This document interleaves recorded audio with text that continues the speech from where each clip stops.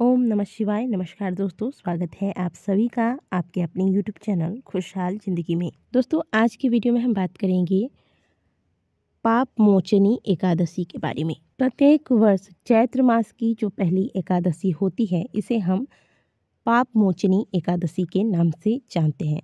तो यह एकादशी साल 2023 में कब पर रही है? पाप मोचनी एकादशी की विशेषता इसके नाम से ही पता चलती है। यह एकादशी होती है पापों से मुक्ति दिलाने वाली। दोस्तों, हम सभी चाहते हैं कि हम जितना हो सके पाप से बचे रहें, लेकिन आए दिन हमारे द्वारा कई तरह के पाप, छोटे मोटे पाप जो अनजाने में हो जाते हैं और कई बार जानबूझकर भी हमसे कुछ न कुछ गलतियां हो जाती हैं।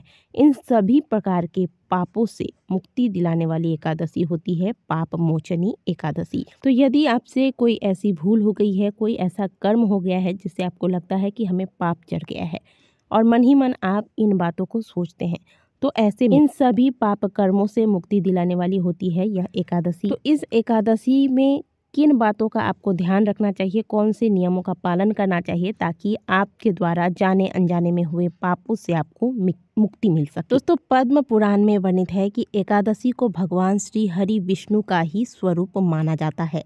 माना जाता है कि इस दिन जातक के द्वारा व्रत रखने से सभी प्रकार के सांसारिक सुखों को भोगने के बाद अंतकाल में मुक्ति की प्राप्ति होती है। पाप मोचनी एकादशी के दिन व्रत रखने से ब्रह्म हत्या, स्वर्ण चोरी, सुरापान जैसे पापों से मुक्ति मिलती है। ध्यान दीजिएगा कि हमारे हिंदू धर्म में ब्रह्म हत्या और स्वर्ण चोरी यानी कि सोने की चोरी, सुरापान यानी कि जो नशा करते हैं, इन प्रकार के पापों को बहुत बड़ी श्रेणी में रखा गया है। तो इन प्रकार के महापापों से भी मुक्ति देने वाली होती है पाप मोचनी एकादशी का व्रत। इस साल चैत्र मास की पहली एकादशी का प्रारंभ 17 मार्च रात्रि 2:06 पर होगा और इसका समापन 18 मार्च सुबह 11:13 पर होगा। और क्योंकि 18 मार्च को उदया तिथि की प्राप्ति हो रही है और यह एकादशी द्वादशी युक्त एकादशी है और शास्त्रों में द्वादशी युक्त एकादशी के व्रत को करने का ही विधान है, इससे पूर्ण फलों की प्राप्ति होती है। तो पाप मोचनी एकादशी का व्रत 18 मार्च को रखा जाएगा, इसलिए इसे शनिश्चरी एकादशी भी कहा जाता है।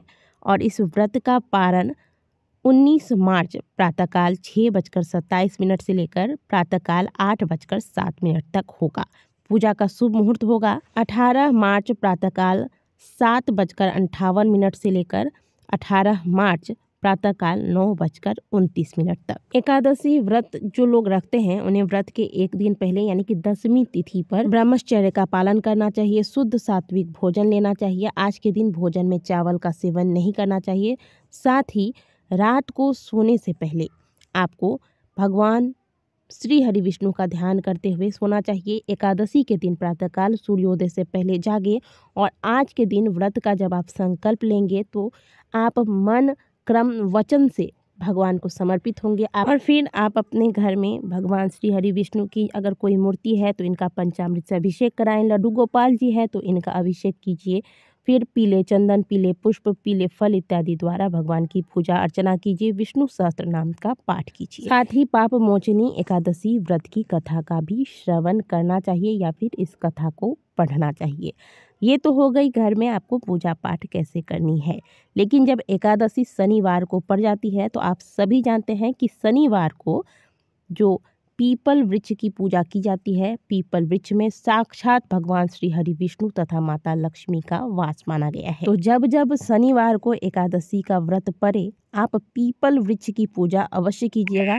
भले आप प्रत्येक शनिवार को पूजा नहीं कर पाते हैं किसी वजह से, लेकिन एकादशी के दिन पीपल को अवश्य सींचिएगा। साक्षात नारायण का वास होता है पीपल के वृक्ष में। थोड़ा सा कच्चा दूध आप एक जल के लोटे में रख लीजिएगा, थोड़ा सा मिश्री और कुछ दाने काले तिल के डाल लीजिएगा और यह जल लेकर जाइएगा। आप भगवान विष्णु का ध्यान करते हुए पीपल वृक्ष में अर्पित कर दीजिएगा। पीपल वृक्ष के पास ही बैठकर ओम नमो भगवते वासुदेवाय मंत्र का 108 बार जप कीजिएगा। देखिए, ये कार्य आप सबको करना है। जो भी ये वीडियो देख रहा है आप अवश्य कीजिएगा। आज के दिन आप सोच नहीं सकते आपको उन पुण्य फलों की प्राप्ति होगी आज के दिन। यदि आप धन संबंधित समस्याओं से परेशान हैं तो देखिए, श्री हरि विष्णु के साथ माता लक्ष्मी की पूजा अवश्य ही करनी चाहिए, ये हम सबको पता है। और पीपल वृक्ष में भी आज के दिन भगवान श्री हरि विष्णु संग माता लक्ष्मी का वास माना गया है। तो माता लक्ष्मी का भी ध्यान अवश्य कीजिएगा जब आप जल चढ़ा रहे होते हैं। और घर में अगर माता लक्ष्मी की कोई फोटो है नारायण भगवान के साथ या फिर मूर्ति है, तो माता को आज के दिन जो सुहागिन महिलाएं हैं सिंदूर चढ़ाएं, लाल पुष्प, बेलोपत्र इत्यादि चढ़ाएं। और जो सुहागिन महिलाएं ही केवल सिंदूर चढ़ाएं, बाकी जो लोग भी पूजा करते हैं वो सिंदूर का प्रयोग ना करें, वो रोली चढ़ाएं। और माता को लाल पुष्प और एक बेलोपत्र आज के दिन अवश्य चढ़ा दीजिएगा। जो लोग बहुत ज़्यादा परेशान हैं, जीवन में बहुत बुरा समय चल रहा है, तो आज के दिन क्योंकि शनिवार की एकादशी है, आप छाया दान भी कर सकते हैं।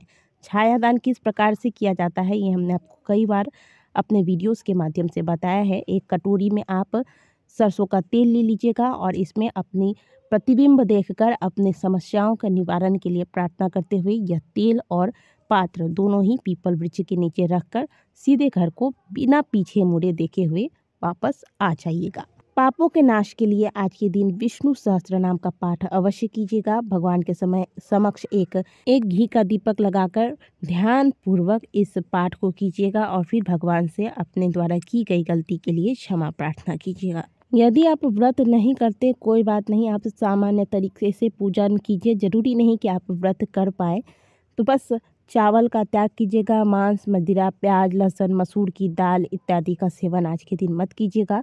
झूठ मत बोलिएगा, किसी प्रकार के दुर्व्यवहार किसी के साथ मत कीजिएगा। और सबसे ज़्यादा ध्यान दीजिएगा कि चावल किसी भी रूप में आपको सेवन नहीं करना है। इसके बाद आप विधि पूर्वक जो भी आपको विधि बताई गई है भगवान की पूजा आराधना कीजिए। बिना व्रत के भी आपकी पूजा भगवान अवश्य स्वीकार करेंगे। हाँ, साथ ही ब्रह्मचर्य का पालन कीजिएगा। और पीपल वृक्ष की जो पूजा आप प्रातःकाल करेंगे, इसके बाद देखिए पूजा का जो मुहूर्त आपको बताया गया है वो आप अवश्य नोट कर लीजिएगा। और इसी बीच में आपको पीपल पूजा भी कर लेनी है। इसके बाद शाम को पीपल वृक्ष के नीचे एक घी का दीपक लगाइएगा। घी का दीपक इसलिए क्योंकि आप एकादशी में भगवान नारायण की कृपा प्राप्त करने के लिए यह पीपल पूजा कर रहे हैं। और नारायण भगवान की पूजा में घी का दीपक का विशेष महत्व है, तो घी के दीपक का प्रयोग कीजिएगा। और फिर संभव हो तो रात्रि जागरण कीजिए। रात्रि जागरण नहीं कर सकते तो जितनी देर भी आप एक्स्ट्रा जाग सकते हैं, एक्स्ट्रा जागकर भगवान के नामों का चिंतन करें। इस प्रकार से आप पाप मोचनी एकादशी का पूरा से पूरा फल प्राप्त कर सकते हैं। आशा करते हैं कि दी गई जानकारी आपको अच्छी लगी होगी। वीडियो अच्छी लगी है तो वीडियो को लाइक जरूर कीजिएगा। कमेंट बॉक्स में हर हर महादेव अवश्य लिखिएगा।